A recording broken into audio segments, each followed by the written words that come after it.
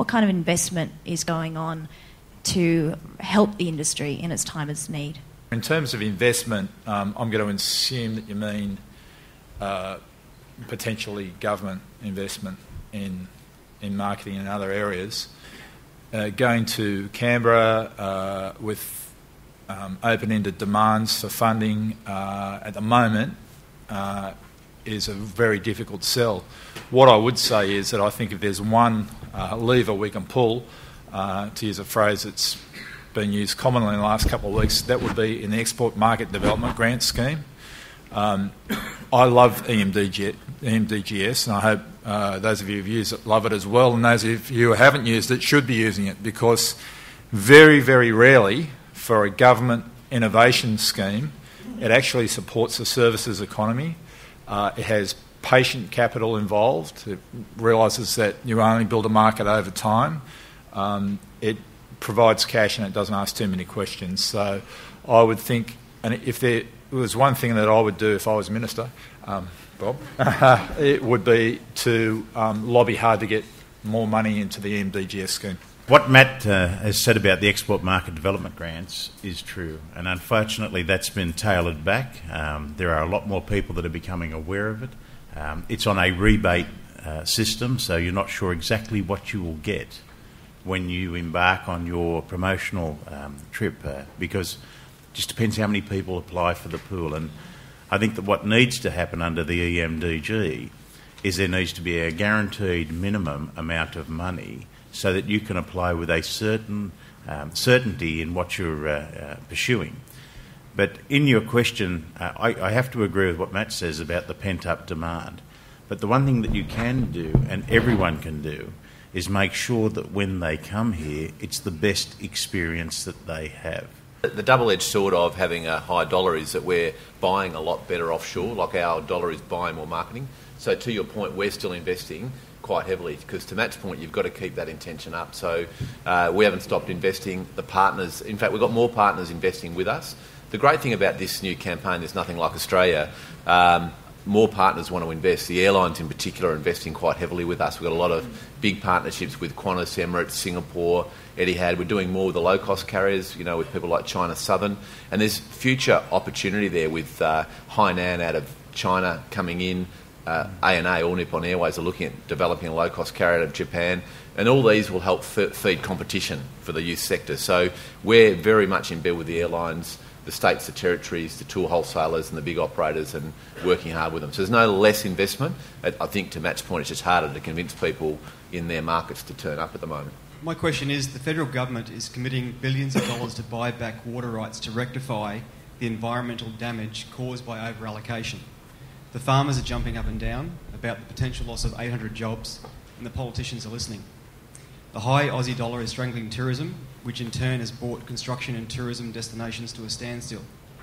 With the job losses 10 times the projected 800 in rural areas, there doesn't seem to be much concern from the politicians. How can tourism develop potential or potent lobbying power similar to the farmers?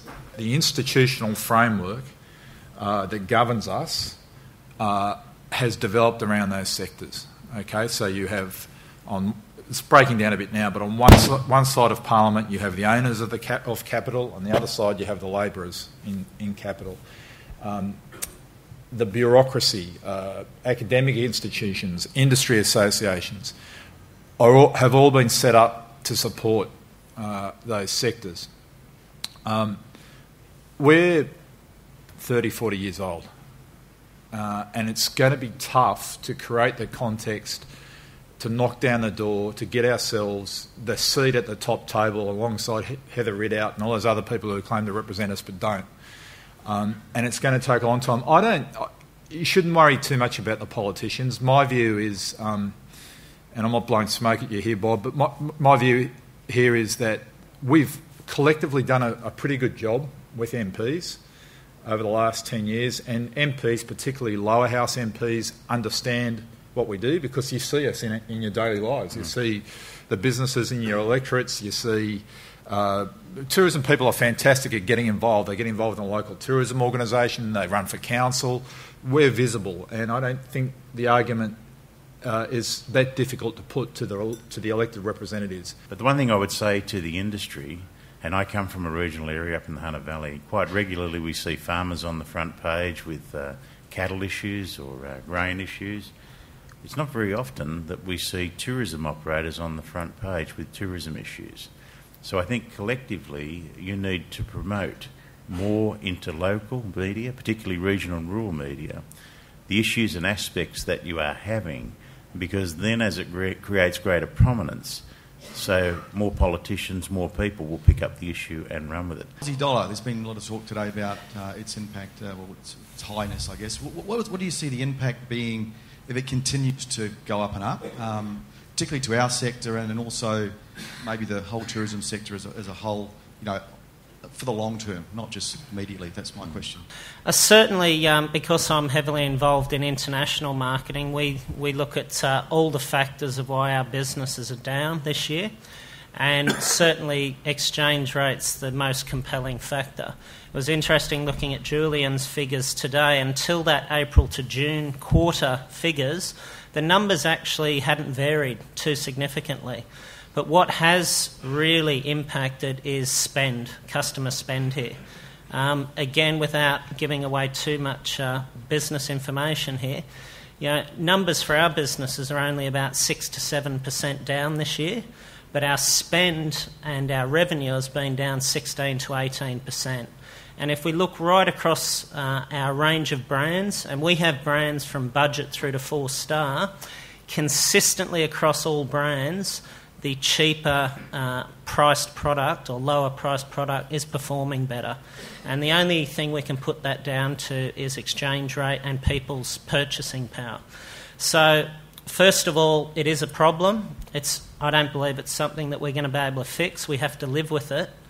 And I think as operators, what we have to do is look at our own businesses and work out how we can operate more profitably off either lower spend customers or now lower volumes of people. And that's what we've been doing within our business this year. So look at your cost base and look at the way you run your own businesses, because I think it's going to be a long-term problem.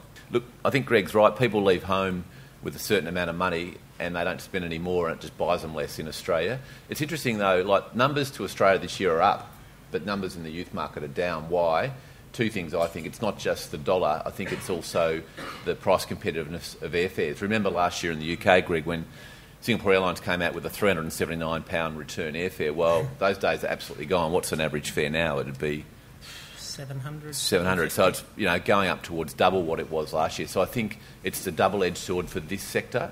The general numbers to Australia are actually up. City-based hotels are putting yields and rates up and are making more money. It's this sector which I think, as I said at the very beginning of my talk, is almost counterintuitive. When prices are lower and things are a bit tough for the rest of the world, you guys seem to just fly and hold us all up. But now prices are just a bit more expensive. Fares are not as cheap. And it's tougher. I think also, don't want to be the doomsayer, but next year, talking to a lot of the tour operators in Europe, they're going to reprice a lot of their packaging and it's going to go up again, sort of 10, 20%. So, it's going to be hard. Greg's right, we've got to live with it. So, we're going to do our darndest to, put a great message about how compelling an experience Australia is, because we won't always win the value equation. Given that the government, the Reserve Bank is talking about, and the commentators are talking about the possibility of more interest rate rises over the next few months, given the position of the US economy, I think our dollar will get even stronger. And it's becoming stronger by default. The only plus side in all that, as you said, is the ability to buy cheaper offshore. But the reality is that people, when they make a tourism decision, it's usually a latent effect. They start thinking about it today and they've positioned themselves in 6 months, 12 months to take up the tour. But what they won't do is they will gamble on when they actually place their booking, because of the dollar rate. So I went through this before, back in the 70s and 80s, when there were fluctuations in the finance. When we first floated the dollar and our dollar took a dive from down to 55 cents, I mean, all the overseas visitors thought it was absolutely wonderful, but those that were trying to earn a money in Australia thought it was absolutely terrible. Where will the dollar end up? I don't know. I'm not an economist, but I do understand a lot of the factors that drive our dollar, and I don't see them getting any better for your market. And it's not just your market, but it's also our export sales. As Matt talked about coal, our beef, all of our product within Australia is now more expensive. And there are downstream effects for that through the whole of our economy. So you've got to hold strong. You've got to think new of innovative ways of creating the opportunity. But in relation to overseas markets, and I want to congratulate you, Andrew, on that marketing campaign. I think it's good. And in particular to your electronic means or digital means of getting into new markets. But we're not going to be able to fix the dollar anyway, short. How can we encourage travellers to see beyond the cities of Australia? I think we have a problem offshore at the moment, without getting too controversial, in that some of our STOs are particularly good and some of them are not so good. I think some of the states, Western Australia in particular, need to be a lot clearer in their strategic objectives for our segment of the market. They fluctuate with their budgets constantly and don't deliver when they have plans set up. So you do a lot of work with some of these regions to get people into these other states, and they're not consistent in what they're doing. So I think we have to push some of the states. Northern Territory, Karen, has been fantastic forever. But we have to work closer with the states, definitely. Any influence that you have on your trade partners, and it depends how strong you guys are offshore, but unfortunately most of the decision-making process from our travellers is actually done internationally. So I think we have a bit of a problem in our industry as a whole, in that there's only a few of us going offshore, and that's where most of the travel decision is actually taking place in terms of destination and states that they're visiting. To Greg's point, when people are thinking about travel, I just reckon we've got to have rich, fun, hopefully sort of a bit of it, interesting content that demonstrates this, the breadth and scope of the country. And that's, places like the Territory, I think, have a much better opportunity than they ever did under the old days, when you ran an ad, you ran a magazine campaign, you relied on the wholesaler or the tour operator to book you. I think now the consumer is in the box seat, and we have a chance to give them, some really good information, so that they're going in, hopefully, to their agent going, and I want to do this stuff, or when I get there, I'm thinking I'm going to do this stuff.